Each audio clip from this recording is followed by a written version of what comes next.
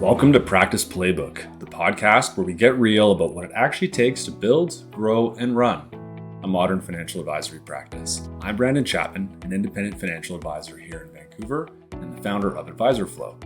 Each episode comes straight from one of our live sessions, but trimmed down into quick, practical insights you can take back to your business right away. Today, we're digging into something almost every advisor has, but very few truly maximize: your in-force block of business.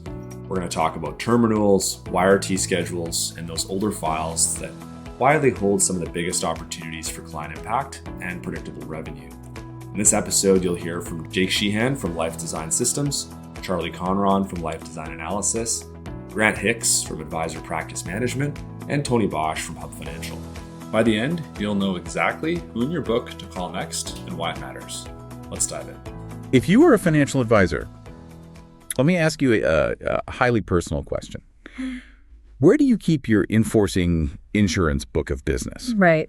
Because for most of us, when we look at that data, maybe it's in an old filing cabinet, maybe it's just a giant messy data table, it doesn't really feel like an asset. It feels more like an archive. It's the source of what we call archival guilt. Yeah. It really is. It's full of old term policies, maybe some legacy whole life files, and just that sinking feeling that you're missing time-sensitive opportunities for your clients. All because you simply don't have a system to review that block properly. Exactly. And that guilt, it has a cost. It's the silent killer of predictable revenue, and it represents this huge gap in your value proposition. Yeah. But what we've seen recently, especially in a stack of webinars, is that this chaos doesn't have to be permanent. Absolutely not. Multiple webinar speakers, folks like Charlie, Jake, and Grant Hicks, they all showed that this chaotic archive can be transformed. It can become a predictable, systematic planning and revenue engine. So our mission in this deep dive is to extract those key operational steps and really show you how to connect all the dots. We're going to build a complete three-part system. First, proactive data mining to find the opportunities. Then we have to elevate those findings into genuinely holistic planning conversations. And crucially, the repeatable digital process that lets you actually scale this work. No more policy neglect. It's time for a structure that actually scales. Okay, so let's start where the money is. What is actually hiding in that block of business? Because those old files are just full of these little time-sensitive financial explosives that clients are, they're likely completely unaware of until it's way too late. Exactly. It's a ticking time clock. I mean, think about term insurance. One webinar speaker, Charlie, he used this very memorable analogy. Oh, remember this one. As I sort of crunched the numbers and understood the product sets, I really saw a lot of value for the consumer in longer term products. And Larry would always sort of say, term insurance is like a diaper, and at some point you do have to change it. And I kind of sillily asked him the question. I said, well, Larry, why don't you sell this whole life stuff all the time? As I saw it, I said, well, no, like if you actually could communicate the value of these products, much easier to clients, and you weren't dumping 100 pages of text and numbers for them to figure it out, or spending the time to crunch the numbers in Excel and like Jake's doing, displaying those visuals. Which means a pretty significant financial change is right around the corner. And that change, it usually shows up as a premium shock. You're looking at policies, especially those older yearly renewable term policies, YRT, where the premium can just suddenly leap. Oh, it's brutal. It can go from what, $1,000 a year to $10,000 or even more. And when that shock hits, clients panic. And often they lapse the policy, leaving this huge gap in their protection. And the key to unlocking this isn't some superhuman effort. It's just systematic consistency. We heard from Jake that his firm had a 50-year-old block of business that just weren't tapping into. Until what? Until they simply committed to running simple monthly CRM reports looking for these specific policy triggers. For us, where we're at with our CRM, we basically run 3 reports, which again, it's embarrassingly low. But one is basically who's got a date of birth next month, what are the term policies that have an anniversary next month, and what are the insurance ages that are changing next month. So basically next month, who's got a birthday 6 months from now, 7 months from now. And that, again, it's just simple stuff that gave us a report every month, that gave us a fresh list of people to check in on. And it was just that basic stuff that helped churn a lot of business out of our existing block. So you need accurate dates, conversion deadlines, all of that. Exactly. And then you have to rank the opportunities. Rank those opportunities in terms of urgency. So, based on issue date and product type, what are your high value or your urgent opportunities? We even have filters for overdue term 10 policies, as an example. A lot of advisors buy books of business and quickly need to categorize them for that opportunity and go out to clients and present those. The next 12 to 24 months, you have to do this early. If you wait until 60 days before the client gets that nasty letter from the carrier, you've lost. You've lost the strategic advantage, and you've lost the client's trust. Right. But knowing the problem isn't the same as solving it, because you can't just go to the client with a complex illustration. No, because as Charlie also pointed out, 8 out of 10 people are just completely confused by insurance options. The communication has to shift. I mean, we know that 70% of our sensory receptors are in our eyes. We are visual learners. So stop dumping 100 pages of text on them. I always love the example of road signs. There's a reason why road signs are symbols rather than text and numbers. And it's, how much faster we can actually retain that information and process it. Things like a term policy renewal. A lot of people, sort of discount the future. They look at, $1,000 premium for a term 10 versus $30,000 for a whole life, and they would immediately shut off. However, when we converted them into visuals, that's where we really saw success with, sort of breaking down the barriers and having people actually see the value in the product that, traditionally they had thought of as boring insurance or stale, sort of numbers and text. And so it really helped us break through kind of that engagement gap. It moves from sales to pure client advocacy. Which brings us perfectly to our second section. We found the client, we know the issue. How do we make sure the conversation is high-value planning and not just a product switch? The policy review has to be the doorway, not the destination. Jake outlined this in his planning first approach. We find a lot of our clients do their planning in silos, both with the technical side in terms of how they're looking at maybe their insurance over there, their investments, their corporate planning, but then also their professionals are very siloed. And they assume they don't talk to each other. The advisor's job is to clarify that entire equation. Build a platform, a simple visual, so the client can see how all the pieces are integrated. But it really did come down to aggregating kind of that information in terms of what do you have and what can you go back to? How many diapers can you go out and change?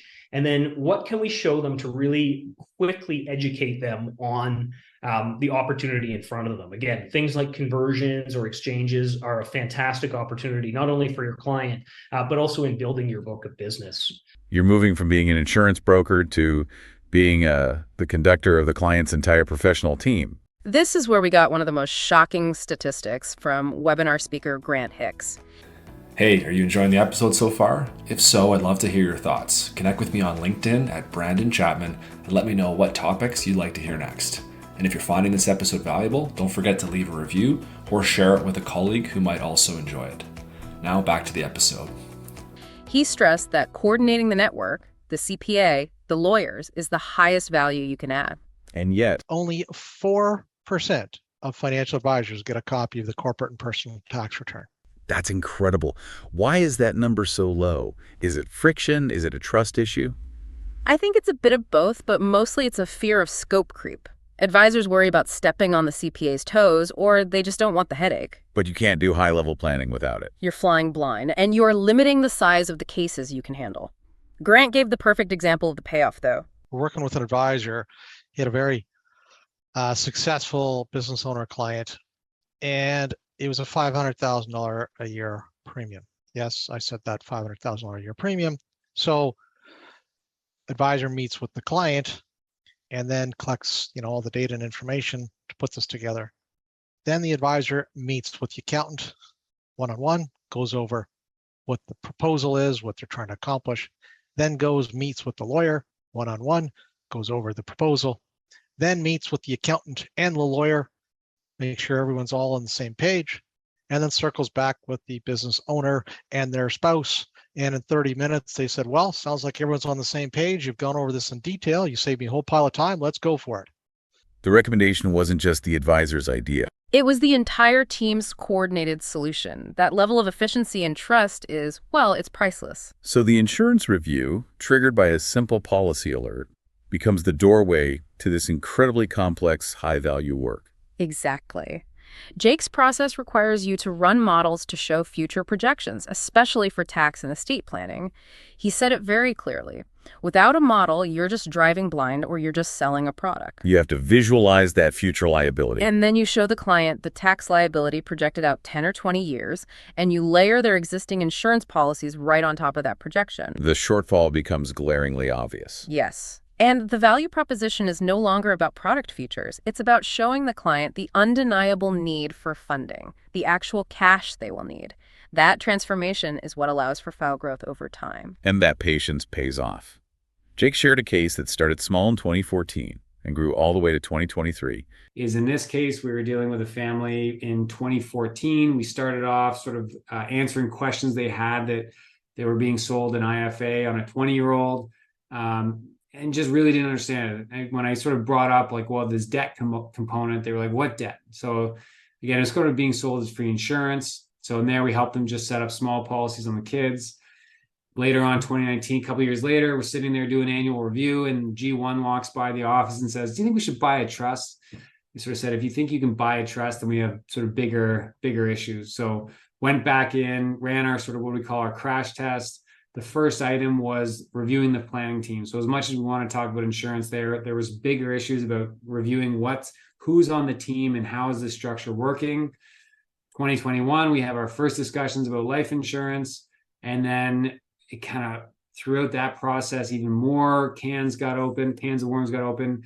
So it was July 2023, we sort of settled that new insurance, which would sort of categorize as a sort of large case. And then even now we're starting to work with the extended family. So if you look at that timeline, it's just things just take a long time.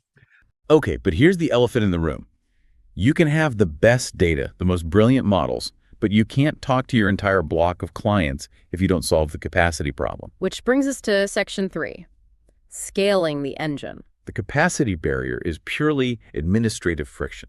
What's important is to brainstorm and really work through what are all the activities and duties that you're doing on a regular day-to-day basis. And then isolate what are the ones that you're doing that are not around your unique ability, that are growing and building your business, but are rather what we would talk about and mention are the non-revenue generating activities that you're doing that do not fit your skill set. That's it. And that's why technology was the central theme in the practice management webinars. The speaker, Brandon, founder of AdvisorFlow, he noted that standardization is impossible without technology. You have to align your process, your tech, and your digital brand. And that alignment starts by eliminating friction during discovery. Instead of spending the first hour of a meeting asking basic questions, you automate that intake. A digital financial overview, an intake questionnaire sent before the meeting. Precisely. This isn't just about convenience, it's strategic. The client provides updated details, securely uploads documents, and you get standardized data collection for compliance. KYC, KYP, all of that. So instead of going into the meeting shooting in the dark, you know the current equation before you even sit down. The technology ensures that when you execute that standardized visual policy review we talked about, you're doing it efficiently. Maximizing time on analysis, minimizing time on data collection. That's the goal. Okay, so let's synthesize these 3 components now, because this is the complete picture. It is. So the block mining tells you who to talk to and about what, like that YRT premium spike. The deep planning ensures the conversation is high value and coordinated with the CPA. And the digital intake process makes it actually realistic to have those quality conversations at scale across your entire client base. It's about building a machine, something that handles the admin so you can focus on the advocacy. Jake, drawing on the One Thing book, he summarizes perfectly. How can we basically earn more, increase our revenue by doing less work, right? Automating a lot of that stuff. And so that's where we're putting more investment into data intake. So, I'll be revisiting the AdvisorFlow and, working on our CRM. And there was something out of the book, The One Thing, whereas, what can we do today that will make all things redundant or unnecessary tomorrow? So it was all along that theme of really creating efficiency so we can spend more time on the complex cases, working on those teams. That's where we want to spend our time. But so if we can just find value in our business through this technology, it's just going to be good for everyone. So what does this all mean for you? If you're listening, here is your actionable 4-part checklist to turn that messy archive into a growth engine. Starting now. First, export and clean. Get your in-force insurance block data into one clean, manageable data table. Second, triage and rank. Identify your most urgent opportunities. Focus on those term conversion deadlines and YRT premium shocks coming in the next 2 years. Third, standardize the conversation. Design one standard visual review presentation. You want to shift the discussion away from product and toward holistic funding and tax planning. And fourth, implement digital intake. Plug that standardized review process into a simple digital client intake system. Let it handle the document collection so you can execute at scale. And here's the final thought from the practice management side of things. Webinar speaker Tony stressed that many advisors are held back because they're constantly doing tasks that drain their confidence. And that is the deepest insight here. The biggest hurdle isn't capacity, it's focus. And it's protecting your confidence.